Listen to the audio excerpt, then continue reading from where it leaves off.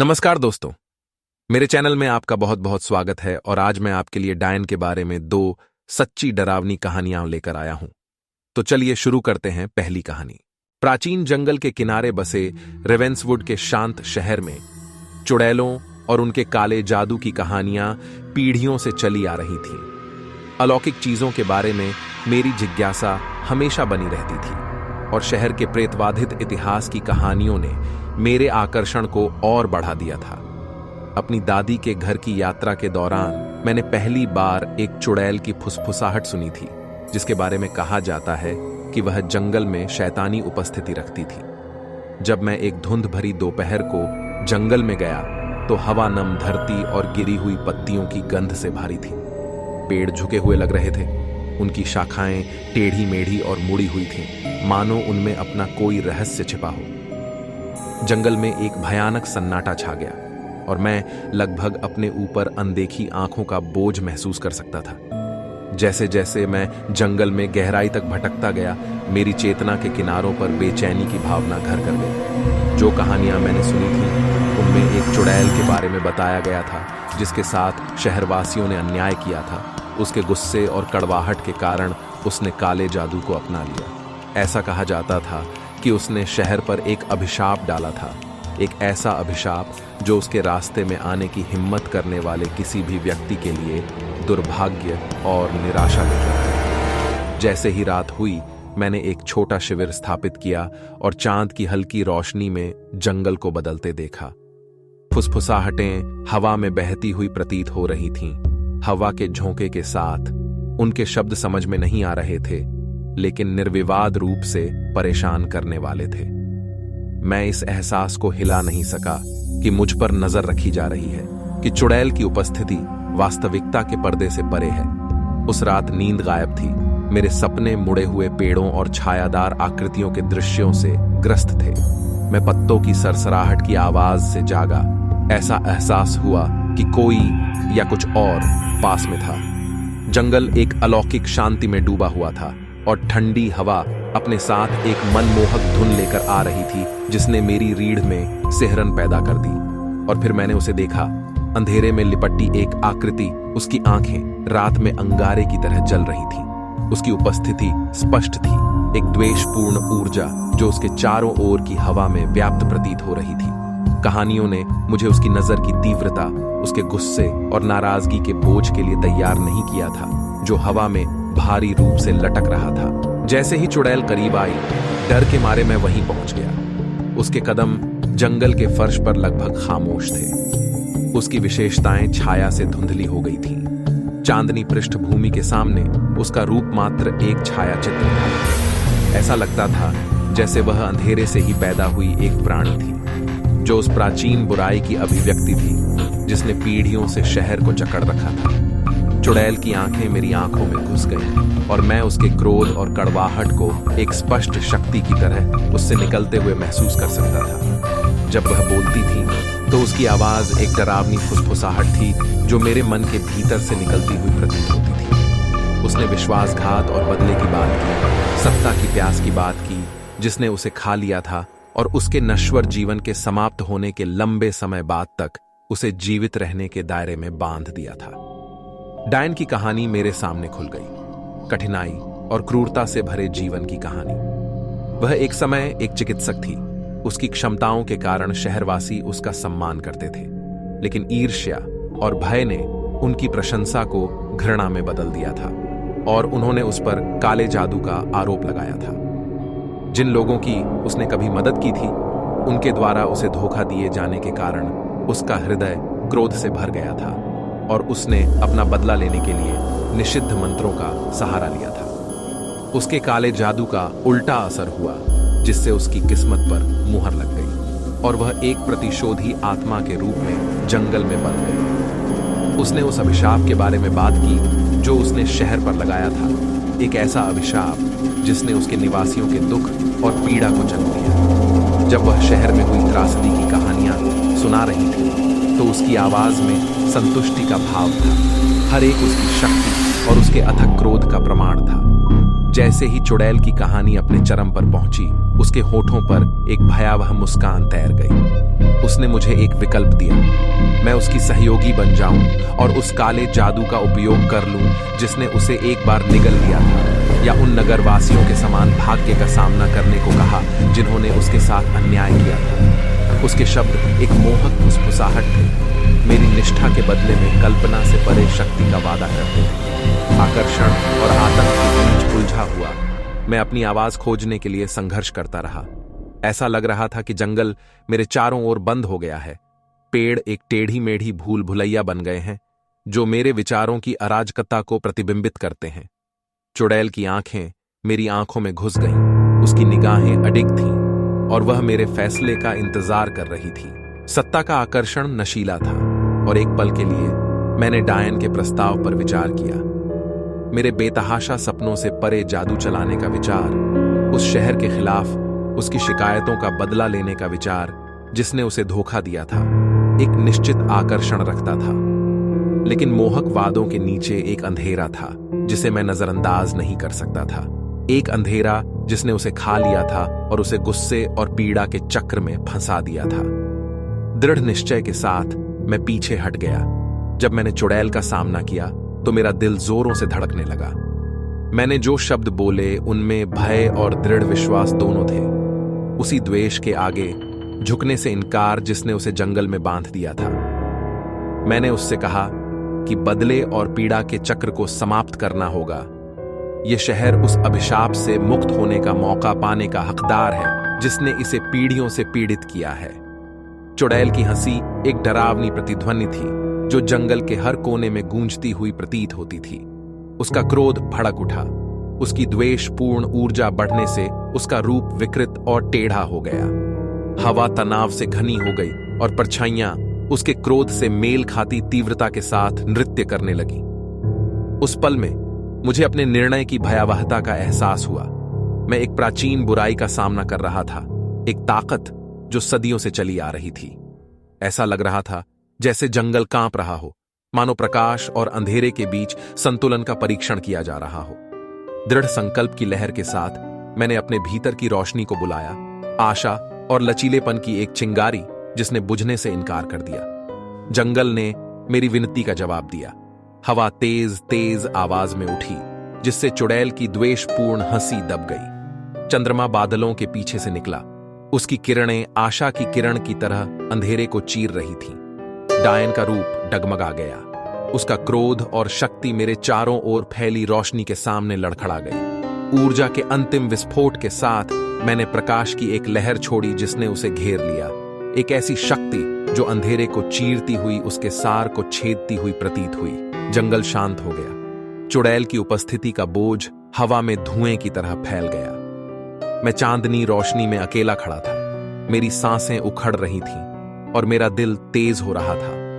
हवा अंतिमता की भावना से बोझिल थी, मानो पीढ़ियों से शहर को जकड़े रहने वाला अभिशाप आखिरकार टूट गया हो। जैसे ही भोर की पहली किरणों ने आकाश को सुनहरे और गुलाबी रंग में रंग दिया, मुझे अपने ऊपर शांति का एहसास हुआ।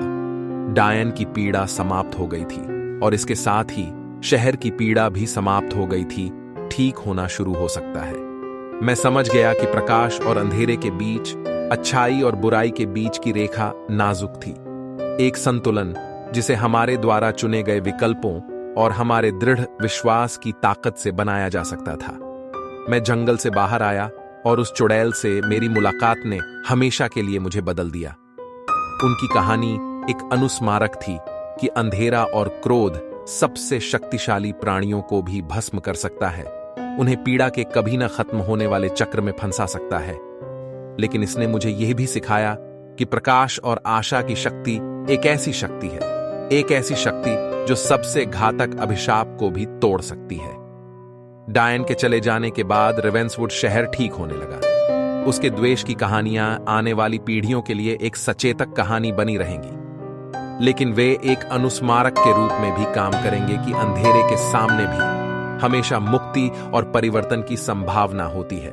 एक अनुस्मारक की जादू की असली शक्ति नियंत्रण करने की क्षमता में नहीं, बल्कि उपचार करने और करने की क्षमता में निहित है, पुनर्स्थापित करना। तो दोस्तों, ये थी डायन के बारे में पहली सच्ची कहानी और अब दूसरी कहानी। ब्लैकवुड के भूले बिसरे गांव में, जहां सदियों पुराने अंधविश्वासों का बोलबाला था, एलारा नाम की चुड़ैल की याद एक छाया की तरह बनी हुई थी। नगरवासी दबी आवाज में उसके बारे में बात कर रहे थे। उनकी आंखों में भय और श्रद्धा का मिश्रण भरा हुआ था।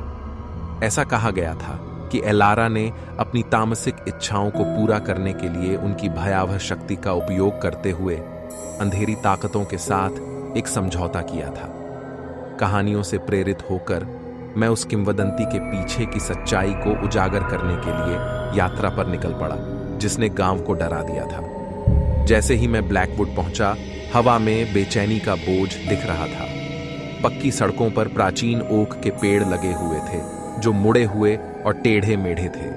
उनकी शाखाएं कंकाल की उंगलियों की तरह आपस में जुड़ी हुई थी। ग्रामीणों ने मेरी ओर सावधान निगाहों से देखा। उनके हाव भाव में जिज्ञासा और संदेह का मिश्रण था। यह स्पष्ट था कि एलारा की कहानियों को हल्के में नहीं लिया जाना चाहिए। गांव के मध्य में मुझे स्थानीय पुस्तकालय के धूल भरे कोने में एक पुराना और घिसा पिटा सामान मिला। पन्ने एलारा की दुष्टता के वृत्तांतों से भरे हुए थे। उसके हेक्स जो परिवारों के लिए दुख लाए थे, उसके श्राप जिसने फसलों को खराब कर दिया था, और उन लोगों के खिलाफ प्रतिशोध की उसकी निरंतर खोज जिन्होंने उसके साथ अन्याय किया था। जैसे जैसे मैंने पढ़ा, तथ्य और लोक कथाओं के बीच की रेखाएं धुंधली होने लगीं और मुझे अपनी रीढ़ में ठंडक महसूस होने लगी। किंवदंती में एक दुखद प्रेम संबंध के बारे में बताया गया था, जिसने एलारा को काले जादू के निषिद्ध ज्ञान की तलाश करने के लिए प्रेरित किया था। दोख और क्रोध से त्रस्त होकर उसने एक द्वेषपूर्ण इकाई के साथ एक भयावह अनुबंध में प्रवेश किया था। उसकी आत्मा हमेशा के लिए उसकी घातक शक्ति से बंधी हुई थी। गांव वालों ने कानाफूसी की थी कि उसकी उपस्थिति अभी भी एक द्वेषपूर्ण प्रतिध्वनि की तरह महसूस की जा सकती है। सच्चाई को उजागर करने के अपने जुनून से प्रेरित होकर मैं चांदनी रात में ब्लैकवुड के आसपास के जंगलों में चला गया। ऐसा लग रहा था कि जंगल अपनी सांसें रोक रहा है। सरसराती पत्तियां और रात के प्राणियों की दूर दूर तक सुनाई देने वाली चीखें एक भयानक सिम्फनी पैदा कर रही हैं। जब मैं एक घुमावदार रास्ते पर चल रहा था जो जंगल में गहराई तक जाता था, तो मेरा दिल तेजी से धड़क रहा था। हर कदम मुझे किंवदंती के स्रोत के करीब ले जा रहा था। एक छोटी सी जगह में मेरी नजर एक जटिल पैटर्न में व्यवस्थित पत्थरों के एक चक्र पर पड़ी। केंद्र में एक वेदी थी जो रात की हवा में टिमटिमाती मोमबत्तियों से सजी थी। यह सीधे तौर पर कहानियों का एक दृश्य था। वही स्थान जहां एलारा के बारे में कहा गया था कि उसने उससे अपवित्र समझौता किया था। हवा प्रत्याशा से घनी हो गई, मानो वास्तविकता का ताना बाना अलौकिक के किनारे पर कांप रहा। जैसे ही चंद्रमा अपने चरम पर पहुंचा, मेरी रीढ़ में सिहरन दौड़ गई। वेदी पर मोमबत्तियां जल उठी, जिससे पूरे मैदान में एक भयानक चमक फैल गई। ऐसा लग रहा था कि जंगल अपनी सांस रोक रहा है और मेरे पैरों के नीचे की धरती से एक धीमी फुसफुसाहट निकल रही है। और फिर अंधेरे से एक आकृति उभरी। छाया में लिपटी एक महिला। उसकी आंखें एक अलौकिक रोशनी से जल रही थी। एलारा मेरे सामने खड़ी थी। उसका रूप अलौकिक, फिर भी निर्विवाद रूप से मौजूद था। उसकी नजर मेरी आंखों में समा गई और मैं उन आंखों के पीछे सदियों के गुस्से और द्वेष का भार महसूस कर सकता था। कहानियों ने उसे एक प्रतिशोधी भावना के रूप में चित्रित किया था, लेकिन वास्तविकता कहीं अधिक जटिल थी। वह अपनी मानवता और उस अंधेरे के बीच फंसी हुई थी जिसने उसे निगल लिया था। एलारा की उपस्थिति से जंगल जीवंत प्रतीत हो रहा था। हवा उसकी ऊर्जा से स्पंदित हो रही थी। वह बोली। उसकी आवाज एक मनमोहक धुन थी जो मेरी हड्डियों के भीतर गूंजती हुई प्रतीत होती थी। उसने अपने प्यार की कहानी सुनाई, एक ऐसा प्यार जो विश्वासघात और त्रासदी से टूट गया था। उसके दुख ने उसे निषिद्ध कलाओं की ओर प्रेरित किया था। वह एक ऐसी शक्ति की तलाश कर रही थी जो उन लोगों को प्रतिशोध दे सके जिन्होंने उसके साथ अन्याय किया था। प्रत्येक शब्द के साथ मैं उसकी पीड़ा को महसूस कर सकता था। वह पीड़ा जिसने उसे यह घातक समझौता करने के लिए प्रेरित किया था। उसके शब्द कड़वाहट और दुहक का मिश्रण थे, एक आत्मा का प्रतिबिंब थे जो उसी जादू से विकृत हो गई थी जिसे उसने गले लगा लिया था। उसने अपने अफसोस, उस अंधकार से मुक्ति की चाहत के बारे में बात की जिसने उसे फंसा लिया था। एलारा की निगाहें मेरी ओर टिक गईं। उसकी आंखों में हताशा और लालसा का मिश्रण था। उसने मुझे एक विकल्प देते हुए अपना हाथ बढ़ाया, जिससे मेरी रीढ़ में सिहरन दौड़ गई। उसने अपने अभिशाप को तोड़ने का एक तरीका बताया, उस द्वेषपूर्ण इकाई से अपना संबंध तोड़ने का एक तरीका जिसने उसे सदियों से बांध रखा था। लेकिन उसकी आजादी की कीमत बहुत बड़ी थी। एक आवाज के साथ जो रसातल की गहराई से गूंजती हुई प्रतीत होती थी। एलारा ने संधि की शर्तों को रेखांकित किया। मुझे इकाई की शक्ति के लिए जहाज के रूप में उसकी जगह लेनी थी। उसकी रिहाई के बदले में उसका माध्यम बनना था। जिस अंधकार ने उसे निगल लिया था, वह फिर मेरे लिए सहन करने का बोझ बन जाएगा और मानवता और द्वेष के बीच की रेखा धुंधली हो जाएगी। सत्ता के आकर्षण और जिम्मेदारी के बोझ के बीच मैं भारी मन से एलारा के सामने खड़ा था। जंगल ने अपनी सांसें रोक लीं, मानो दुनिया का भाग्य मेरे निर्णय पर निर्भर हो। कहानियों ने उसे एक द्वेषपूर्ण शक्ति के रूप में चित्रित किया था, लेकिन सच्चाई कहीं अधिक जटिल थी। वह अपनी खुद की पसंद का शिकार थी, एक आत्मा जो अंधेरे में फंस गई थी, जिसे वह नियंत्रित करना चाहती थी। जैसे ही मैंने उसकी निगाहें देखी, मुझे एहसास हुआ कि उस पल में मैंने जो चुनाव किया वह न केवल मेरे बल्कि उसके भाग्य को भी आकार देगा। मेरे भीतर का अंधेरा मानवता की चिंगारी से जूझ रहा था और एक संक्षिप्त क्षण के लिए मैंने एलारा की आंखों में आशा की एक झलक देखी। आशा है कि मैं एक अलग रास्ता चुन सकता हूं, कि मैं द्वेष और मुक्ति के चक्र को तोड़ सकता हूं। भारी मन से मैंने अपना निर्णय लिया। मैं अंधकार के चक्र को जारी नहीं रहने दे सकता। जैसे ही मैं आगे बढ़ा और अपना हाथ उसकी ओर बढ़ाया, तो एलारा की आंखें कृतज्ञता और दुख के मिश्रण से भर गईं। हवा ऊर्जा, प्रत्याशा और घबराहट का एक शक्तिशाली मिश्रण से गूंजती हुई प्रतीत हो रही थी। जैसे ही हमारे हाथों ने स्पर्श किया, मुझ में शक्ति की लहर दौड़ गई, एक ऐसी शक्ति जो उत्साहजनक भी थी और भयानक भी। इकाई की उपस्थिति ने मुझे घेर लिया। उसकी दुर्भावना मेरी चेतना के किनारों पर छा गई। लेकिन अपने अस्तित्व के हर तंतु के साथ मैंने अपनी मानवता को बनाए रखने के लिए, प्रतिशोध से परे एक उद्देश्य के लिए, शक्ति का उपयोग करने के लिए संघर्ष किए। मेरे भीतर से एक शानदार रोशनी फूटी, एक अंधी चमक जिसने समाशोधन को भस्म कर दिया। जैसे ही इकाई की शक्ति पीछे हटी, जंगल कांप उठा, मेरे दृढ़ संकल्प के बल का सामना करने में असमर्थ हो गया। एलारा का रूप डगमगा गया, उसकी विशेषताएं मुड़ गईं और टेढ़ी मेढ़ी हो गईं, क्योंकि वह अंधेरा जो उसे इतने लंबे समय से बांधे हुए था, खुलने लगा। जैसे ही रोशनी कम हुई, मैंने खुद को साफ स्थान पर अकेला खड़ा पाया। इकाई का द्वेष खत्म हो चुका था। उसकी शक्ति अब महज एक प्रतिध्वनि थी। मैं एलारा की उपस्थिति को महसूस कर सकता था। हवा में एक फुसफुसाहट थी जिसमें राहत और कृतज्ञता का मिश्रण था। उसका श्राप टूट गया था और उसकी आत्मा अंततः मुक्त हो गई थी। मैंने भारी मन और खट्टी मीठी संतुष्टि की भावना के साथ ब्लैकवुड को छोड़ दिया। एलारा के द्वेष की कहानियां बनी रहेंगी, जो आने वाली पीढ़ियों के लिए एक सावधान करने वाली कहानी है। लेकिन उनकी कहानी साधारण खलनायकी की नहीं थी। यह अंधकार और मुक्ति दोनों के लिए मानवता की क्षमता की कहानी थी। एलारा की रिहाई के बाद ब्लैकवुड गांव में सुधार शुरू हो गया।